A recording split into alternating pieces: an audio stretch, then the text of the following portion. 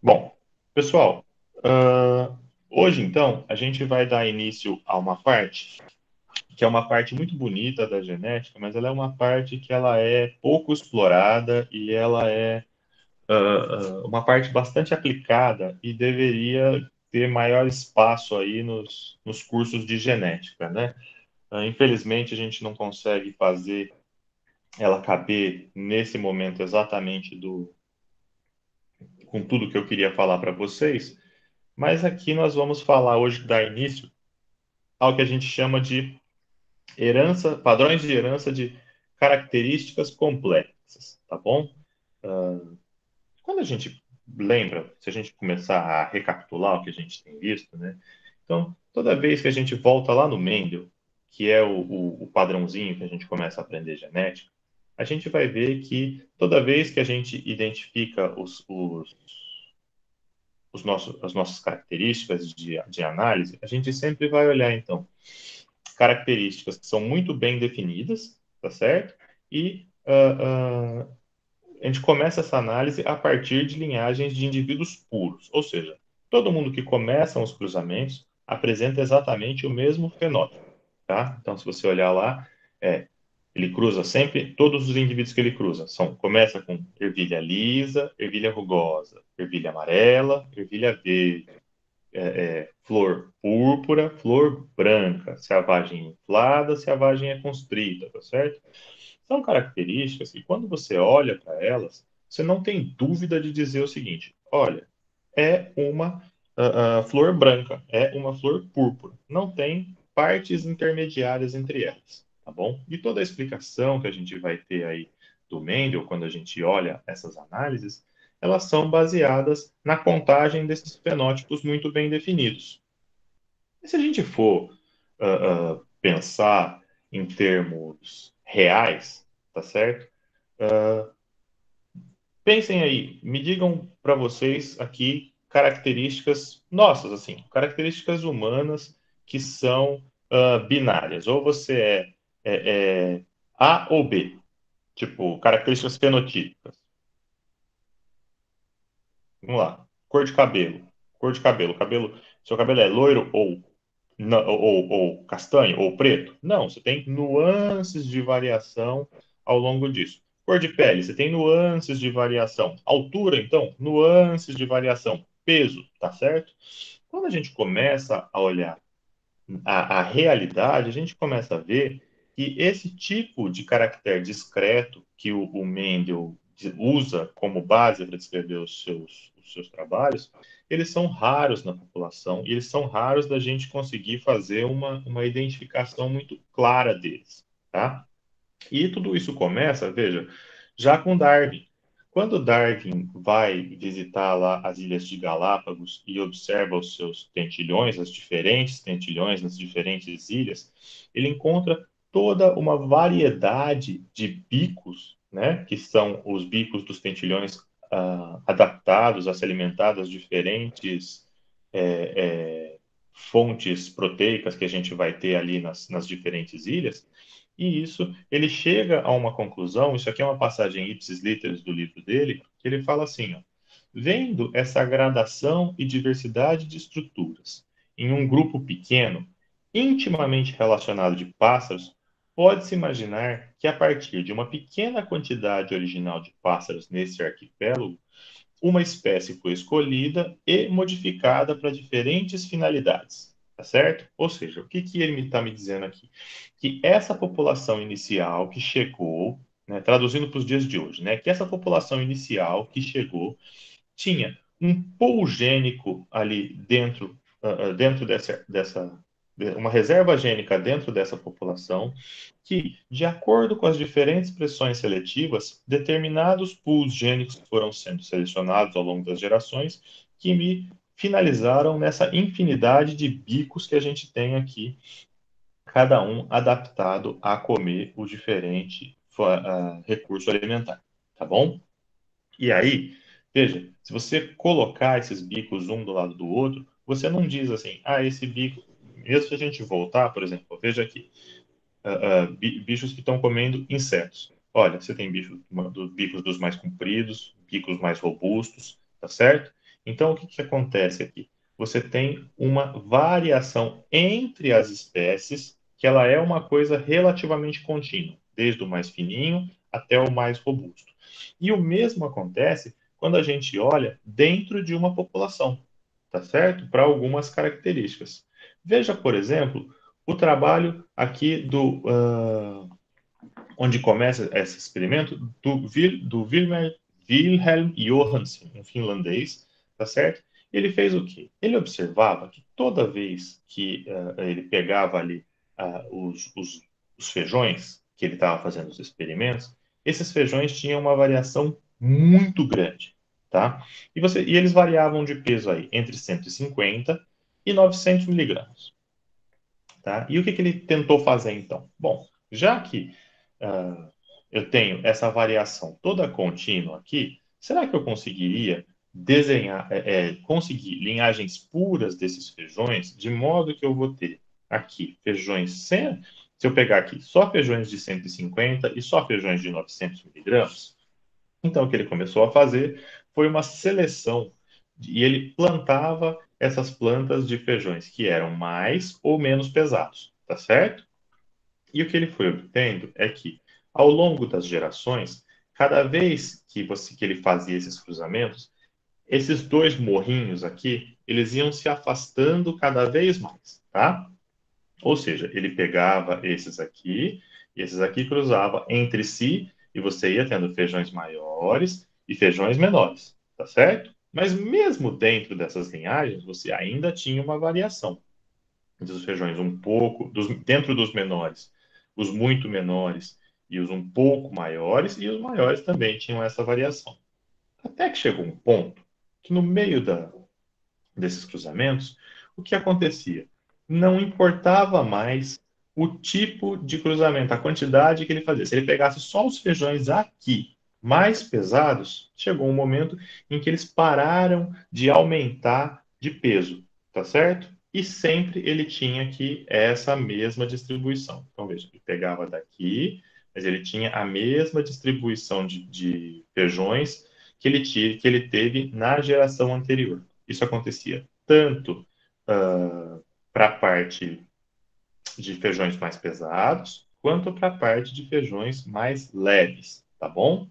E isso levou ele a ter um insight de que a quantidade de variação que ele encontrava aqui, ela estava saturada. Ele não conseguia mais fazer as modificações, tá certo? E isso chegou para ele o seguinte ponto. Bom, se eu não tenho mais como fazer seleção, ou seja, se todos os genes já estão, essas linhagens já são puras e todos os genes já eu tenho, todos os mais pesados para cá e todos os mais leves para cá, qual é a fonte que causa essa variação de peso que eu encontro dentro da minha linhagem pura? Tá certo? Então, essa foi a pergunta que ficou, e na verdade ele chega à conclusão depois que essa variação ela se dá naquela nossa famosa definição de fenótipo, tá certo? É uma variação devido ao ambiente. Veja, nosso fenótipo é o genótipo mais o efeito do ambiente nesse organismo. O que que ele chegava de explicação aqui, então? Por mais homogênea que fosse a terra onde ele estava plantando esses feijões, você tem micro variações de nutrientes, de substâncias traço que você precisa ali, e essas microvariações acabam por desempenhar um papel na fisiologia da planta, e você vai ter, então, pequenas variações, mas ainda assim, variações dentro do nosso grupo, na nossa população de indivíduos daquela característica. Tudo bem até aqui, pessoal? Bom, vamos lá. E quando a gente olha, né, e pensa em causas de variação, obviamente a gente tem essas três possibilidades, tá certo? Veja, que é uma variedade genética. Então, variabilidade genética é uma coisa que a gente não muda. Então, lembre-se lá dos experimentos do Mendel, tá certo? Se o pé de ervilha tinha flor branca, independente do solo onde eu plantasse essa planta, se estava frio, se estava calor, se estava mais molhadinho, se estava menos úmido, se estava mais, tinha mais nutriente ou menos nutriente, a flor era branca ou a flor era púrpura. Tudo bem? Isso quer dizer que a causa dessa variação, ela é genética, tá certo? Agora, se eu pegar, por exemplo, sabe azaleia? Aquela planta. Não, não é azaleia que ela chama. Como é que é o nome dela? Oh, meu Deus, fugiu o nome. Eu vou lembrar. Tem uma planta que é o seguinte. Eu vou. Antes do fim da aula eu lembro, senão eu boto uma foto dela depois, para vocês lembrarem. Mas é o seguinte: existe uma planta que, normalmente, em solos que são de pH neutro para ácido, ela tem a flor branca, certo? Se você pegar esse mesmo indivíduo e replantar ele para um solo básico, o que vai acontecer é que na próxima geração de flores, essas flores vão ser azuis, tá certo? Veja, então eu estou pegando o mesmo indivíduo, é o mesmo genótipo. Eu simplesmente estou trocando ele de ambiente. Então, não é o fato da planta estar aqui ou estar ali que está fazendo com que ela seja branca ou se ela seja azul. Não é o genótipo dela. Hortência, obrigado, Gabriel. Tô falando, vocês são fantásticos, ai, amo vocês. É, não é o fato de você plantar ela aqui ou ali, não é o fato do genótipo estar aqui ou ali, sim o ambiente que é diferente que gera essas diferenças na cor da flor, tá certo?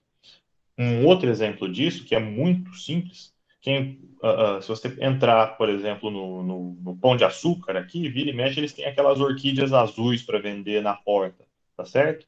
Orquídea azul, é muito simples você fazer orquídea azul. Você irriga ela com uma águazinha com corante, ela vai puxar o corante junto e isso aí se manifesta lá na flor. Quem já comprou, gastou a nota para comprar essa porcaria dessa orquídea azul para dar de presente, né? E nem eu fiz aqui um dia com a minha esposa, era dia das mães, dia dos namorados, sei lá o quê, um desses aí. Fui lá, bonitão, comprei a orquídea azul, as flores caíram. Na próxima leva de flores, as flores eram brancas, tá? Então, é simplesmente um fator ambiental que está mexendo com isso aí. Agora, por fim, nós temos a grande maioria das características que elas se enquadram nessa variação que ela é uma soma, tá certo? De genética mais ambiente. Então, veja, uh, vou me usar de exemplo. Nessa quarentena, seu caro professor aqui está parecendo um gato de sofá. Simples assim. O que acontece? Eu acordo, escovo o dente, faço meu café, tá certo? Sento na frente do computador, fico sentado aqui nessa cadeira, até ela ficar com a forma da minha, né? Trabalhando, dando aula online, escrevendo paper, tralalá, levanto, faço almoço, volto aqui, almoço, guardo lavo a louça, volto, sento aqui. Quanto de exercício físico o Thiago está fazendo? Menos 20. Vai. Fazendo nada. Vou ser muito honesto com vocês.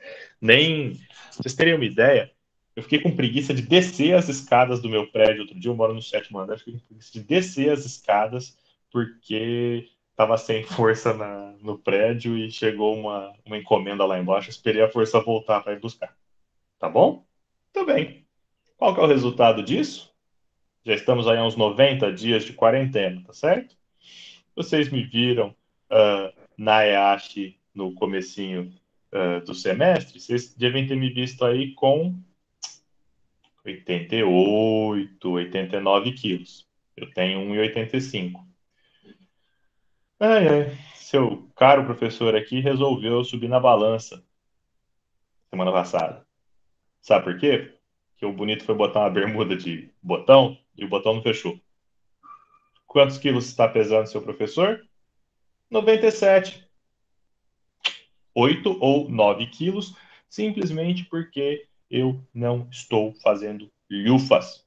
Então, veja, eu tenho uma constituição genética que me deu esse biotipo, tá certo? Eu não tenho um biotipo nem para ser muito magro, nem para ser muito gordo, então um biotipo mais ou menos médio, que é, então se eu tiver ativo, eu mantenho aí em torno de uns 85 a 90 quilos, variando se é período de fim de ano ou não, né? Mas só o fato de o ambiente mudar e eu não estar mais fazendo exercício, não vou na academia, não ando para lá e para cá na Ayashi, não vou ver minhas abelhas, não cuido das minhas orquídeas, o que que acontece? O Thiago está parecendo uma vaca velha de tão gordo, entendeu? Então, isso é o efeito do ambiente. Então, toda a variação do meu peso, ela se deve simplesmente ao fato de eu estar comendo como se não houvesse amanhã e sentado na cadeira o dia inteiro. Compreendeu? Acho que exemplo mais claro que esse não tem, né? Muito bom. Agora, veja, se a gente está trabalhando com isso, é uma coisa muito forte. Veja, todas essas características que são quantitativas, ou seja, que elas têm uma variação normal, elas sofrem uma influência ambiental muito grande, e isso causa variações em cima daquele fenótipo médio que a gente estava esperando, tá? Veja, se a gente for fazer uma comparação, então, de caracteres quantitativos e caracteres qualitativos, esses dois gráficos aqui eles mostram muito bem. Veja, se eu for fazer uma quantificação, por exemplo, de tipo sanguíneo, eu vou te contar, pode, eu posso ter uma população que eu tenho 70% de indivíduos do tipo O, 21 do tipo B, 9 do tipo O, no 21 do tipo A, 9 do tipo B e 1% AB. Tá certo? Isso é possível de eu fazer essa quantificação. Mas quando eu estou trabalhando com essas características mais quantitativas, o que acontece aqui é que eu preciso trabalhar agora com algumas ferramentas estatísticas que, felizmente, vocês estão fazendo estatística nesse mesmo semestre que estão tendo genética, tá certo? E é onde a gente vai trabalhar um pouquinho com médias, com desvio padrão, tá? Com variância. A gente vai, para a aula que vem, a gente vai usar bastante variância e desvio padrão, tá? Não vou pedir para vocês calcularem, eu vou dar os valores, né? Eu sei o quanto é chato mexer nessa porcaria dessa calculadora HP. Mesmo porque também não precisa mais, tá? O Excel faz tudo para vocês, ó, é um chuchuzinho.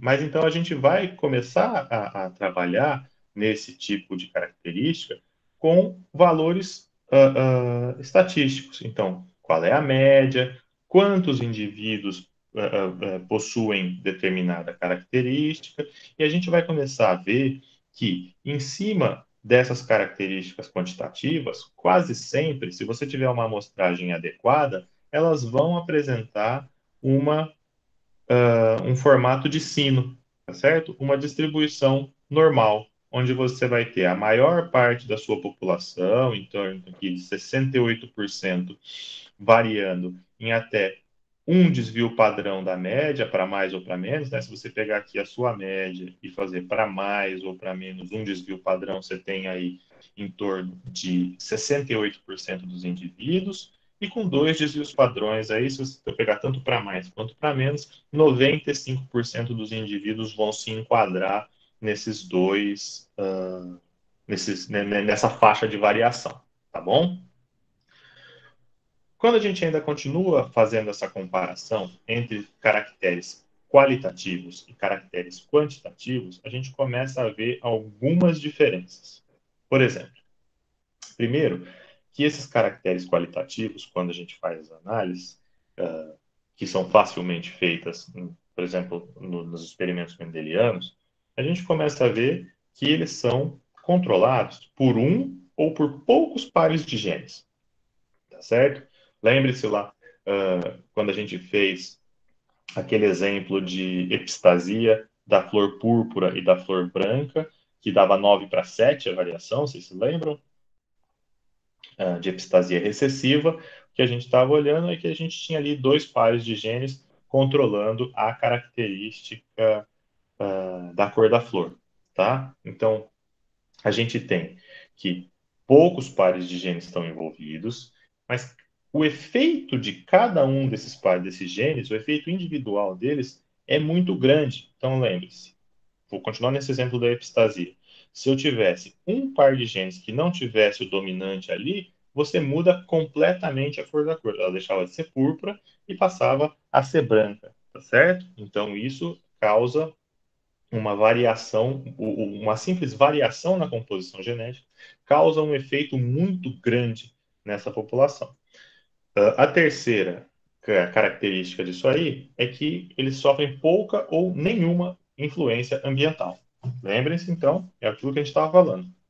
Se pouco importa se essa planta está plantada no solo de composição A ou B, desde que ela cresça e floresça, a flor é roxa, a flor é branca. Ponto e acabou. Tá bom? E os fenótipos são muito bem definidos. Você fala, isto é branco, isto é púrpura. Não tem erro. Tá? Quando a gente faz essa comparação com os caracteres que são quantitativos que a gente está analisando, a gente começa a ver que tem uma diferença muito grande já no número de genes que controlam essas características. Então, se a gente for pegar características contínuas, que nós podemos pegar aqui na população humana, veja, altura, peso, cor da pele, cor do cabelo, cor do olho, textura de cabelo, tudo isso você vai ter uma faixa de variação tão grande que você tem vários pares de genes envolvidos nisso aí, tá? 5, 10 e por aí vai, né? Só que por o fato de você ter tantos genes envolvidos nessas características faz com que o efeito individual de cada gene presente ou ausente faz com que isso não mude drasticamente o tamanho, o efeito final na característica, tá certo? E por outro lado, eles ainda têm essa grande influência ambiental. Peguem meu exemplo de comer e dormir, tá certo? Quase 100, tô quase pesando. Daqui a pouco, minha esposa falou que daqui a pouco vai poder me pesar em tonelada. Eu vou estar pesando 0,1 tom, certo? Agora, diferente ainda dos caracteres qualitativos, a gente vai poder ver nesses caracteres quantitativos uma distribuição fenotípica contínua. Eu não digo para você, olha, esse cara é alto, esse cara é baixo. Eu digo para você que ele é maior um do outro. Ela é uma variação, tá certo? Eu não tenho o fenótipo alto, o fenótipo baixo. Eu posso, depende aí do seu referencial de quem é alto e de quem é baixo, tá bem? Um exemplo muito claro que a gente tem aqui é a altura, tá bom? Veja, essa aqui é a distribuição por classes fenotípicas de pessoas que têm diferentes alturas de acordo com a quantidade delas. Então, veja, nós temos desde os menorzinhos aqui, ó. Então, sendo o mínimo 4,1 lá, isso aqui está em pés e polegadas, né? Então, vamos lá, 5. Você tem aqui, e veja, repare que você tem os extremos com poucos indivíduos, tá certo? E isso vai aumentando de acordo com quando você vai chegando na média, tá bom? Agora veja uma coisa que é interessante. Se eu transformar este número de pessoas em classes fenotípicas aqui e plotar isso num gráfico de barras, eu começo a enxergar uma coisa mais ou menos assim, tá certo? Você tem uma variaçãozinha aqui, né? Mas você percebe que ele segue mais ou menos uma distribuição normal. Talvez aqui, nesse exemplo, se a gente adicionasse um número maior de indivíduos, ele ficasse exatamente com essa carinha aqui, tá bom? Enfim, a gente poderia transformar isso na nossa curva normal aqui.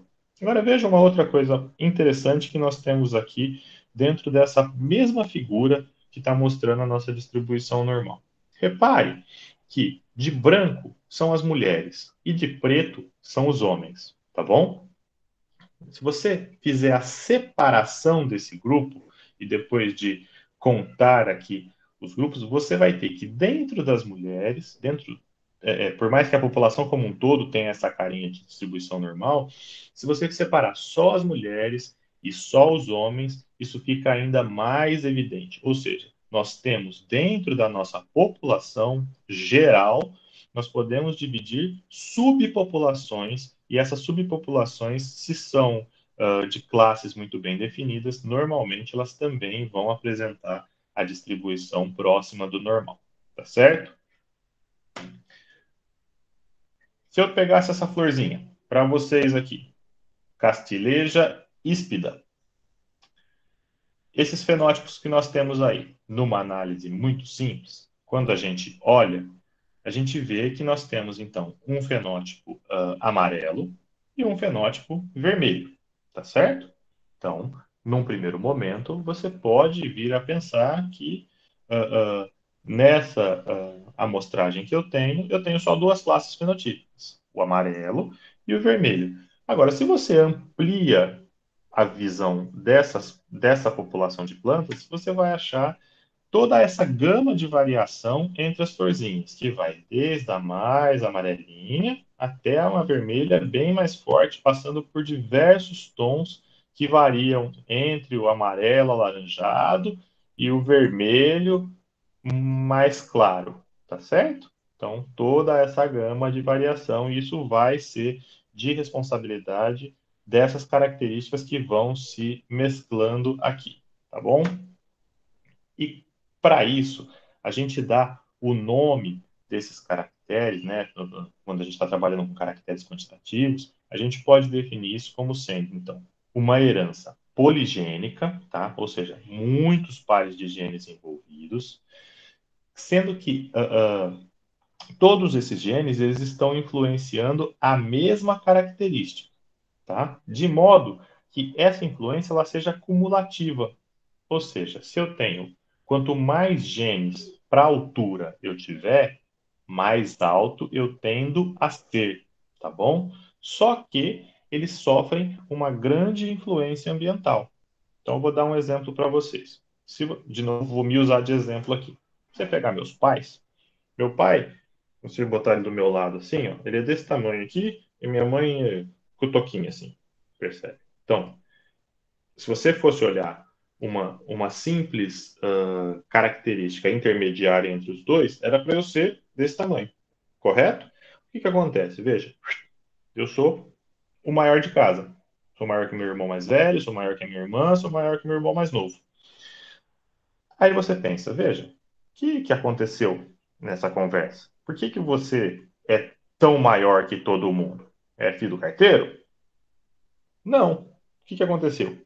Veja, nessa brincadeira, o potencial genético para eu ser do tamanho que eu sou, ele já existia nos meus pais, tá certo? Meu pai tem uma quantidade X de genes que contribuem para a altura, minha mãe tem uma quantidade X de genes que contribuem para a altura.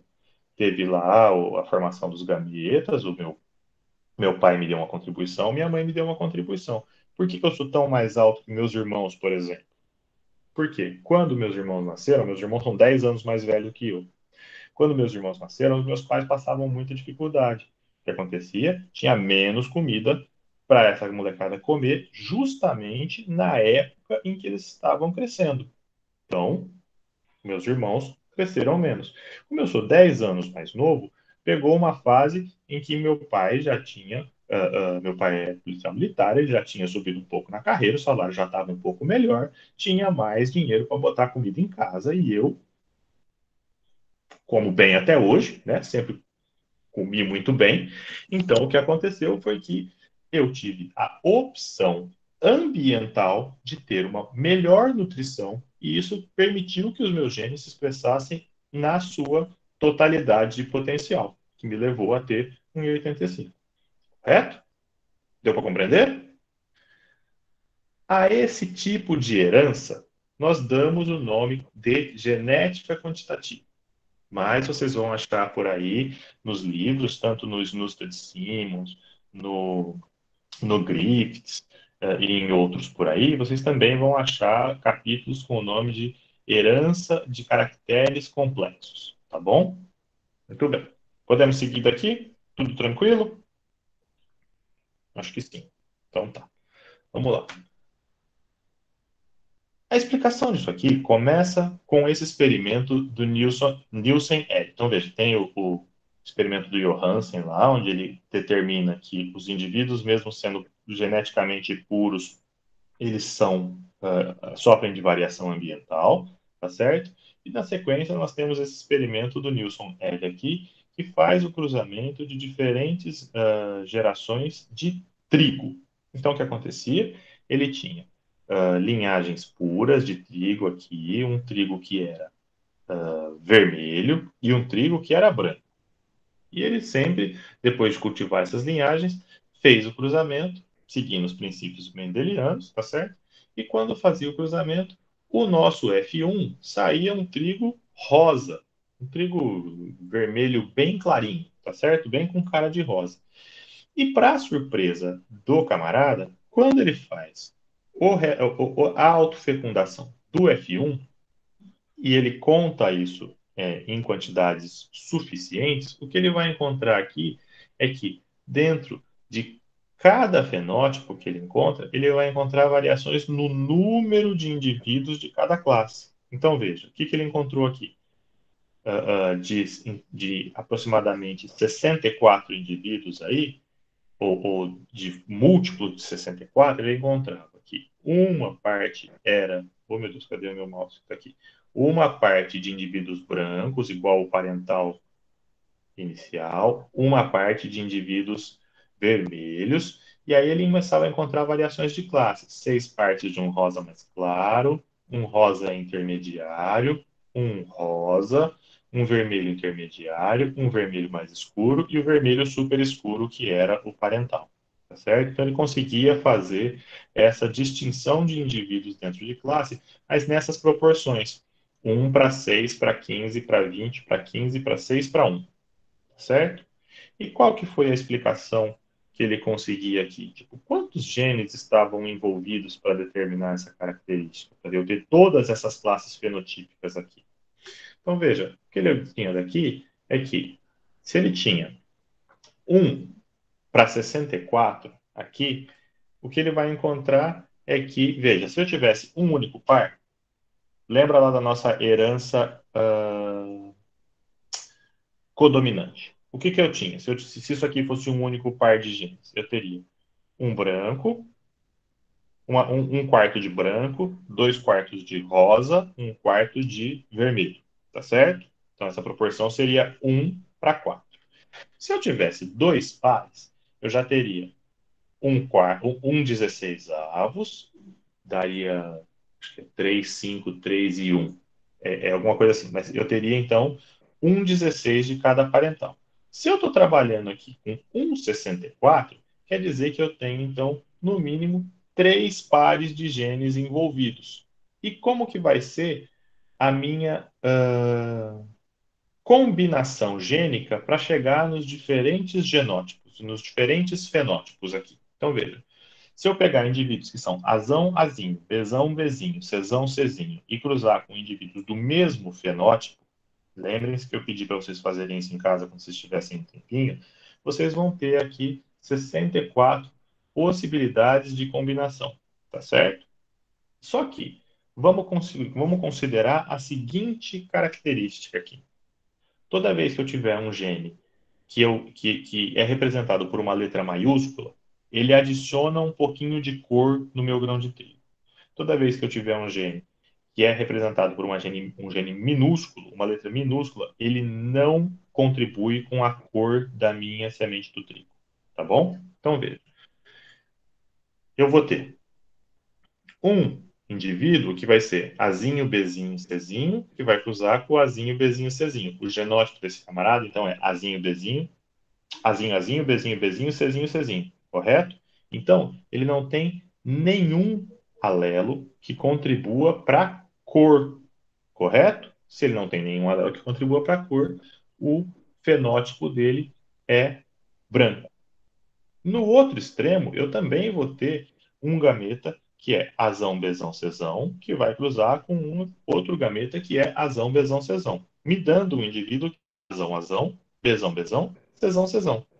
Ou seja, eu vou ter 6 genes na minha composição aqui E todos os 6 contribuem para um pouquinho de cor. Então, o que eu vou ter? O outro extremo aqui, tá certo? O vermelho mais escuro. E todas as outras cores vão ser variações. Veja, então eu vou ter uma classe com 6 indivíduos que vão ter 5 genes que contribuem para a cor, 6 indivíduos que vão ter um gene que contribui para a cor.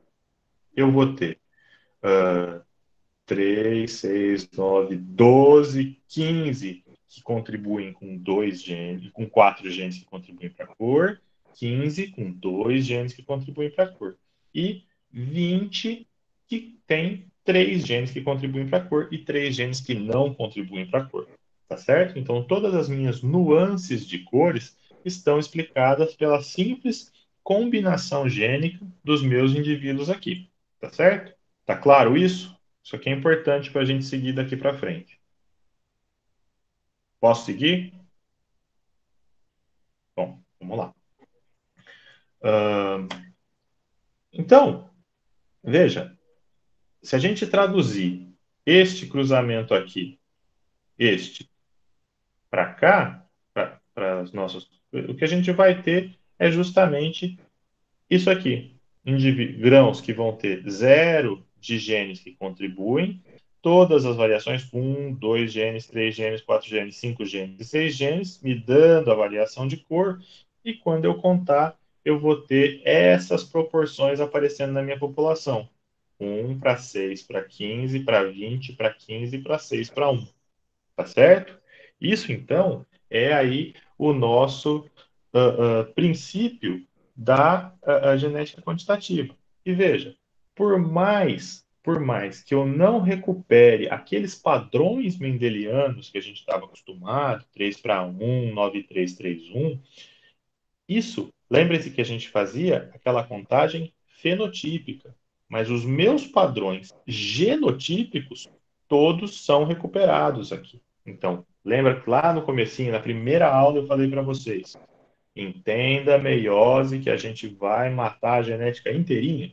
Está aqui, certo? Então, veja, isso aqui é a aleatoriedade com que esses genes são encontrados nos diferentes gametas e a aleatoriedade que eles se cruzam aqui, eles se encontram nas fecundações e a gente tem, então, toda a variação possível explicada. Tá certo? Então, se a gente for olhar com bastante cuidado, veja, se eu estiver trabalhando com padrões de herança quantitativa de genes, com um único par de genes, então eu vou ter esses genótipos possíveis. Veja, os genótipos possíveis vão ser, se eu estiver trabalhando com azão, azão, azão, azão, azinho, azinho, azinho. Então, se isso for, vamos supor que esse gene contribui para você ter uma flor branca ou vermelha. Vamos chamar então que o azão azão, que é o que contribui com a cor, tá certo? Vai ser a vermelha, o azão azinho branco, ou o azão azinho rosa e o azinho azinho branco. Se você tiver dois tipos de gene, e aqui, veja, nessas contas que eu estou fazendo, esses genes têm que estar em cromossomos separados, tá bom? Lembra-se que cromossomos, genes nos mesmos cromossomos entram naquela parte dos genes ligados, a conta é um pouquinho diferente, tá? O que a gente vai ter aqui é que se eu tiver essa composição, então, o indivíduo azão azinho, bezão bezinho, eu vou ter esses genótipos possíveis, tá certo? Se eu tiver esse composição com três genes, cada um em um par de homólogos, o que eu vou ter são esses possíveis genótipos. Então, veja, se eu olhar aqui, eu tenho 3 genótipos, 9 genótipos, 27 genótipos. Agora, isso quer dizer para mim alguma coisa no sentido só de eu vou ter 27 classes fenotípicas? Não. Por quê? Porque aqui eu vou ter que ver quantos genes vão me contribuir com alguma coisa e quantos genes não vão contribuir com alguma coisa para essa geração. Então veja aqui. Se eu for classificar agora de genótipos para fenótipos possíveis, eu vou começar a ver quantos alelos, aqui está como dominante, mas entendam como alelos que contribuem com a característica. Veja, ali eu vou ter três genótipos e três fenótipos possíveis. Um que tem dois alelos que contribuem, um alelo que contribui, e um alelo que contribui. Tá certo? Se a gente for olhar a segunda característica, veja, aqui eu vou ter 5. Embora eu tenha nove genótipos possíveis, eu vou ter só 5 fenótipos possíveis. Por quê? Ou ele tem 4 alelos que contribuem, 3, 2, 1 ou 0. E qualquer combinação, veja, tanto faz se eu tenho esse que tem dois alelos dominantes, tanto faz se ele é azão, azão, bezinho, bezinho, ou azão, azinho, bezão, bezinho, a altura dele vai ser a mesma, correto? Agora, se eu tiver aqui olhando já para três pares de genes, eu vou ter 7 fenótipos possíveis, ou seja, 6, 5, 4, 3, 2, 1 e 0 alelos que contribuem com a característica, tá bom? Então, isso vai sendo, se eu tivesse quatro genes envolvidos, eu teria 9 fenótipos possíveis, ou seja, 8, 7, 6, 5, 4, 3, 2, 1 e 0 genes que contribuem, alelos que contribuem com a característica. E assim por diante, tá certo? Ainda, essas proporções, elas vão variar. Veja, se eu estiver falando de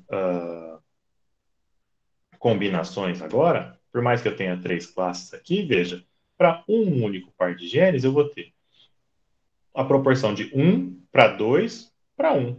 Se eu estiver falando de 2, eu vou ter 1:4:6:4:1.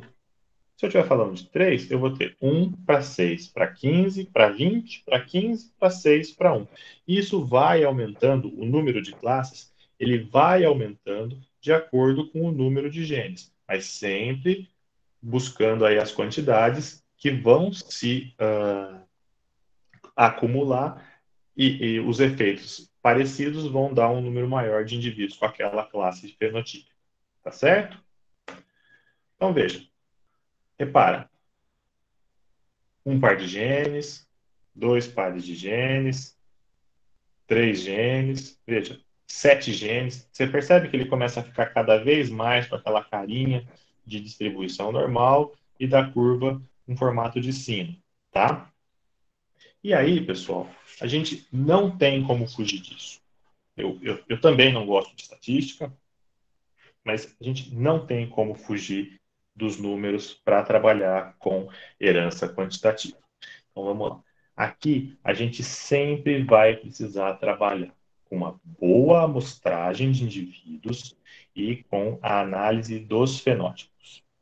Então veja, se eu estiver olhando esses dois grupos aqui, então, e isso aqui é a frequência de indivíduos. Esse grupo, ele é diferente desse, nessa média? Sim, tá certo. Essa média está muito deslocada para cá, essa média está mais deslocada para cá. Ou seja, eu tenho dois grupos trabalhando ali. Agora, se eu pegar somente esses dois grupos aqui, o mais baixinho e o mais altinho aqui, que tem a mesma média, esses grupos são diferentes? Em épocas de pandemia, isso aqui é o que a gente chama de achatar a curva, certo? Então, a gente vai precisar trabalhar com algumas ferramentas estatísticas aqui que vão nos permitir descrever a nossa amostra. Então, vamos lá. A primeira delas, e a gente não tem como fugir disso, é a média, tá bom? Trabalhar com a média é o início. Então, veja, a média de, sei lá, chuta que isso aqui é tamanho, a média de tamanho desse meu grupo é essa e a média é essa. Eles são diferentes. E a média desse camarada aqui é a mesma média desse camarada aqui, dos grupos, tá certo? Só que esses grupos, este e este, eles não são iguais, tá certo? Você não tem, você tem nessa curva aqui uma coisa muito mais espalhada do que na outra que elas estão mais concentradas, né? E para isso a gente começa a usar algumas medidas de dispersão desses valores ao redor da média, que vão ser a nossa variância, tá certo? A variância, então, você pode entender como sendo o quanto que esses dados estão concentrados em torno da média. Então, quanto menor a variância, mais magrinha é a nossa curva, tá certo? E quanto maior a variância, mais achatada essa curva se torna, né? E uma segunda medida que a gente usa bastante aqui é o nosso desvio padrão. Nada mais é do que a raiz quadrada da variância. O desvio padrão, ele é uma medida importante como uma medida de erro, tá? Então, assim, se a gente pegar os desvios padrões aqui, é aquela história de, dentro da nossa média aqui, o quanto dos meus dados variam para cá, o quanto dos meus dados variam para cá, e se eu chutar um valor para lá ou para cá, se tenho mais chance de acertar ou de errar esse valor, tá bom? Quando a gente começa a olhar isso na prática, veja, se eu pegar aqui um histograma de altura. Então, veja aqui, essa é a altura daquele grupo de um grupo de indivíduos, de mulheres, tá certo? Que vai girar aqui nessa faixa. Então, tem mais ou menos essa distribuição. Se eu pegar a altura dos meninos, em geral, ela varia um pouco mais, né? Em geral, os meninos são mais altos do que as meninas, tá bom? O que a gente vai enxergar, então, é que a gente consegue mais ou menos, se eu tivesse essa amostra tá pequena, tá certo? Se eu tivesse uma amostra um pouco maior, eu teria aí talvez uma coisa mais encaixada, mas dá para colocar ela dentro dessa curva, tá certo? Elas são iguais? Comparando assim, vocês acham que essas médias são iguais? Essas duas populações são iguais? Vamos lá. Se a gente fizer isso, se eu juntar as duas, eu vou ter essa cara. Parece mais que uma distribuição normal agora? Ainda não parece tanto quanto aquela feminina, certo? Mas veja, as minhas duas subpopulações estão aqui, ó. Essa é essa é a população feminina e essa é a população masculina, tá certo? Bom, vamos lá. Continuando. Se eu pegar a média desses dois grupos, eu tenho isso aqui, ó. Que a média de altura do grupo das meninas é 1,63 e a média de altura do grupo dos meninos é 1,75. Agora eu posso refazer a pergunta. Essas médias são iguais? Responde aqui no chat. Dá para saber? Só batendo o olho assim? As médias não são iguais, tá certo? Os números são diferentes. Agora, elas são estatisticamente diferentes? Me tira uma dúvida aqui. A Adele trabalhou com vocês teste T, a nova, esse tipo de coisa? Sim, não?